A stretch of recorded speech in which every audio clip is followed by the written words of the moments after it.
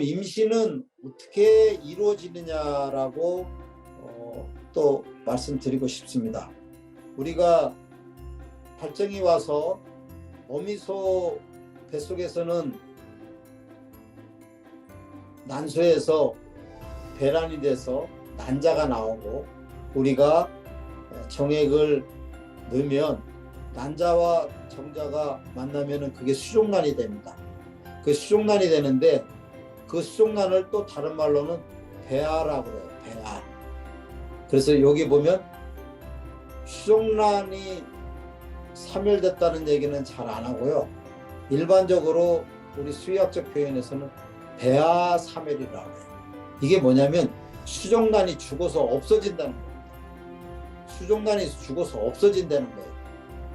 다시 말하자면 암소에서 발정이 와서 난소에 배란이 돼서 그 배란이 된 난자하고 우리가 수정시킨 정자하고 만난 걸 수족란이라고 하는데, 그 수족란이 어느 시기에 신체의 방해를 받아서 사멸, 죽는다는 거예요. 그런데 이제 임신이 되려면 이런 게 없어야 된다는 거예요.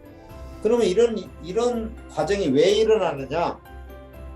이건 극히 자연적인 겁니다. 다시 말하자면 어떻게 보면 이건 하나님의 섭리라고 할 수 있어요. 그래서 수정시키고 나서 5일째 배아 사멸의 위기가 일어납니다. 수정시키고 12일째 또 일어납니다. 수정시키고 18일째 수족란이 죽을 고비가 있는 거예요. 이게 만약에 3일이 안 된다 그러면 수태율은 굉장히 높아지겠죠. 근데 이것을 어떻게 우리가 이해하고 이해하는 부분이 좀 되냐면, 이렇게 설명을 하면 좀 이해가 될 거예요. 가끔은 어느 번식우는 오늘 발정이 왔어요. 수정시켰어요. 그런데 한 5일 후에 가끔은 다시 발정 오는 놈이 있어요. 그게 왜 그러냐고 저한테 얘기해요. 근데 이거는 극히 정상적이에요. 모든 소가, 무안군에 있는 소뿐만이 아니라 우리나라에 있는 모든 암소들은, 전 세계 번식우들은 수정 후 5일째 약간 발정 오는 기운이 있어요. 몸속에서 발정 오는 기운이, 발정이 올라오려면 몸속에 에스트로겐이라는 호르몬이 분비가 되는데, 이때 자궁이 위축되면서 수족란을 위험에 빠지는 그런 시기가 1차 시기가 옵니다. 이는 극히 옵니다. 그래서 수정시키고 5일째 발정이 오는 경우가 있어요. 이건 극히 정상적이에요. 이걸 어떻게 해결할 수 있는 방법은 없어요. 그 다음에 10일째 또 와요. 혼동이 되시겠지만. 그리고 또 18일째도 와요. 그래서 오늘 이 부분에 대해서 제가 깊숙하게 말씀드리면 또 좀 혼란스러운 부분이 있고, 이게 이해를 못하는 부분이 있을 것 같아서 짧게 말씀드리고 지나갈 텐데, 그래서 제가 제 강의를 여러 번 들은 분들은 그런 얘기 들었을 거예요. 수정 후 5일째 프로겐이나 오바론을 5cc 놓고 12일째 5cc 놔라. 5일째 놓고 10일째 놓고. 그거는 이 배아 사멸에 대한 위험성을 없애게 하기 위해서입니다. 나중에 혹시 기회가 되면 자세하게 설명하는 걸 하고, 어쨌든 그렇게 이해를 했으면 좋겠습니다. 배아 사멸이 없어야 되는데, 그래야 임신이 유지가 된다. 근데 이러한 위험성이 좀 있기 때문에 배아 사멸이 된다 하는 거예요. 그 다음에 어쨌든 사람들은 우리가 임신 초기에 굉장히 스트레스를 받지 못하게 뭐 그전에 그런 일이 있지 않습니까? 뭐 집안에 며느님이 어렵게 임신을 했으면 일도 하지 말고 가만히 집에 방에만 앉아있고 신랑 보고 하라고 해라. 뭐 마찬가지로 소도 마찬가지로 어떤 스트레스를 주지 않게 하는 것이, 안정되게 하는 것이 중요한 것 같아요. 이것은 다른 소와의 관계에서도, 무리와의 관계에서도 그렇지만 이 모기에 있어서도 어느 정도 영향에 대해서도 조금 그 소가 스트레스를 받지 않게끔 또 해주는 것도 필요하고, 어떤 소리에 놀라지도 않게 하고, 어쨌든 그런 게 필요한 것 같아요. 그래야 임신이 또 잘 되고, 그걸 중요하다. 세 번째로는 여기 보면 수정 후 38일째 착상이 됩니다. 가끔은 이제 모르시는 분들도 많으시는데, 착상은 수정 후 38일째 됩니다. 그러니까 우리가 수정시킨 지 38일째 착상이 되는 거예요. 이거를 이해를 잘 하시려면 어떻게 이해를 하냐면 37일째까지는 자궁 안에서 또 돌아다닌다라고 이해를 하시면 됩니다. 착상은 뭡니까? 자궁 안에 붙는 거예요. 언제 붙느냐고요? 수정시키고 38일째 붙는 겁니다. 그런데 38일째 자궁에 붙는데 딱 붙다 보니 자궁 내 환경이 중요하다. 이게 무슨 얘기냐면 자궁에 염증이 없고 깨끗한 환경이라야만이 착상이 돼서 그것이 임신이 유지가 되는데, 자궁 내 보이지 않는 염증이라든지 또 어미소의 과비로 인해서 자궁에 염증이라든지 고지혈증이라든지 이런 게 있으면 착상하는데 방해가 된다는 거예요. 그리고 이런 경우가 있습니다. 요새는 각 이제 임신 진단 키트가 있어가지고 30일 넘어서도 바로 임신 감정을 하는 경우가 많이 있어요.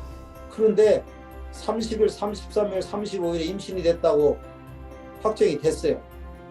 그런데 한 5일이나 일주일 있다가 또 발정을 와요. 그럼 뭐라고 이해를 하냐면 이게 다툼의 소지가 있는 거예요.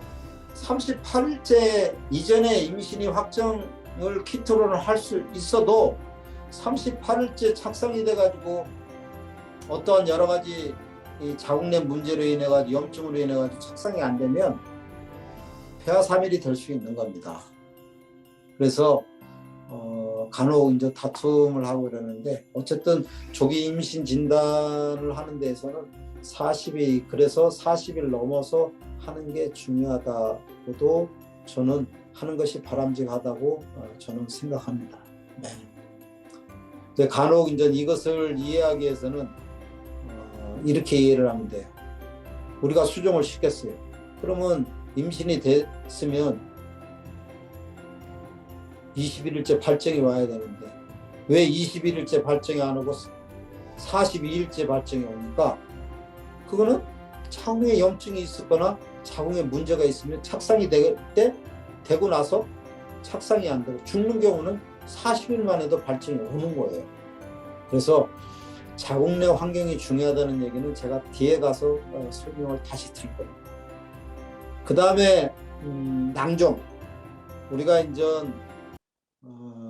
한우 키우시는 분들은 낭종에 대해서 많이 그렇게 못 들어보셨을 텐데, 젖소는 번식이 잘 안 되는 부분이 낭종이 굉장히 많습니다. 뭐 지금 한우도 이제 번식 부분에 있어서 저 신경 쓰이는 부분이 이제 낭종이 이제 많은데, 낭종은 뭐냐면 다시 뭐 한마디로 말하면 배란이 안 되는 거예요. 배란이 안 됩니다. 이건 절대로 수정이 임신이 될 수가 없어요. 난포가 터지질 않는 거예요. 그 낭종의 종류는 뭐 3가지가 있는데, 뭐 우리가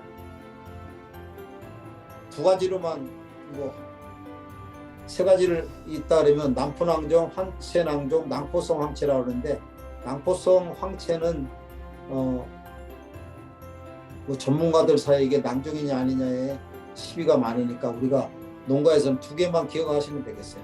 난포낭종하고 황채낭종인데 난포낭종도 마찬가지고 황채낭종도 마찬가지. 이 두 가지는 배란이 안 되는 거예요. 어떤 분은 황채낭종이라 황채라고 그래가지고 배란이 된 거로 얘기를 하는데 둘 다는 배란이 안 된 겁니다. 근데 주로 이거의 원인은 배란이 안 되는 이유는 뭐냐면 자국 내 염증이에요. 그전에 이제 번식 영양학 하시는 영양학 박사들은 자꾸 이걸 가지고 영양의 문제라고 보는데 영양의 문제도 있지만 또 수의사분들은 자궁의 염증의 문제가 더 강하다고 봐요. 저희들은 뭐 아침 저녁으로 매번 이 자궁을 만지고 난소를 만지니까 그렇게 얘기를 하는데 일단은 낭종은 뭐다? 한마디로 얘기하면 자궁에 염증이 있어서 그렇다라고 생각하시면 돼요. 그러면 임신이 안 되는 거죠. 그래서 낭종이 우리 집에 많이 나타난다. 그러면 자궁이 염증이 많다. 그래서 자궁 세척을 해야 된다. 이렇게 이해를 하시면 되겠습니다. 그 다음에 다섯 번째로 난관 폐쇄. 이것은 난관이 막혔다는 거예요. 난관이 막힌 거예요. 배란은 되는데 난관이 막히면 이게 정자하고 만날 수가 없는 거예요. 주로 이제 처녀소들 같은 경우에 많은데 처녀소들 발정은 일정 기간에 잘 오는데 20일 간격으로 잘 오는데 5번, 6번 시켜서 20개월 넘어가고 다른 소들은 분만 하고 나서 또 발정 와서 들어가려고 그러는데 얘는 계속 꽁탕을 먹고 있는 경우가 있어요. 그런 경우는 아마도 확인할 방법은 있어요. 확인할 방법이 있는데 난관이 폐쇄됐을 가능성이 높다. 그러면 이거는 뭐 정 이소를 통해서 수정을 시킨 임신을 확보를 하려고 하면 수정란을 해서 넣든지 아니면 도태시키든지 하는 방법밖에 없습니다.